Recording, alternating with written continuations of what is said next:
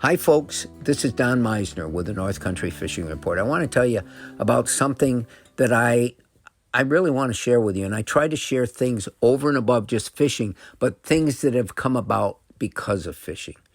The other day, my friend who has helped us so much in Messina, Tom Miller, he was a board member. He served in the fire department, and he is someone that loves Messina, and so he gives his time. Well, he came to our Big Bass tour. And he wasn't fishing this, but he and his wife, Tracy, came up to us and we started talking. He says, you wouldn't believe what happened. He said, last night we were driving, there was this dark thing on the road and I veered to miss it. And then I realized it was an owl. And Tom said to me, I've always had a soft spot for owls. So he goes back and he knows there's something not right with this owl. And it's dark, it's 11 o'clock at night. And he realizes that it appeared like the owl had got hit or something.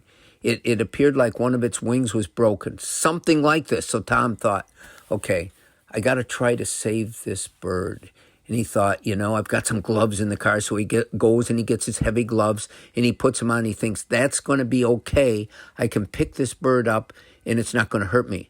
Well, he picked up this barn owl, and believe me, the strength that they have in their neck and their beak and their claws, these are formidable birds. He picks it up and he says it started biting me like crazy and I could feel it right through the gloves. It was just, obviously, it was petrified. It didn't know what was happening. Somebody's picking it up.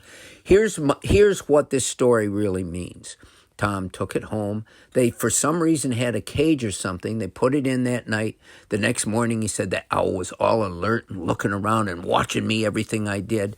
And he started contacting different agencies and people that he thought could protect this owl. And he called the DEC. He called, I don't know what other people. And he found this environmental person that specializes in taking in endangered animals and birds that have been hurt and trying to heal them. And so he had to drive all the way over to the Bangor area. Here's the moral of the story. The guy said, after all, he said, you know what? I think this bird is going to live, but if it wasn't for you, it would have lost its life. But So I was really impacted by this. I thought this was a great thing Tom did because he cared enough about other things that are out there around us, other birds and animals. A lot of times people are indifferent. He wasn't. And it gives me a chance to thank Tom for all the things that he has done for the community of Messina. And he represents why we have been so successful, because people like Tom have been willing to give their time and volunteer to make all the things we try to do in this area more special, more successful.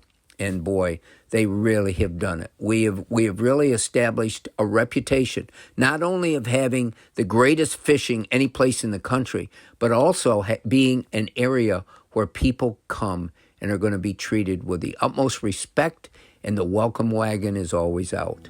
Until next time, folks, this is Don Meisner with the North Country Fishing Report.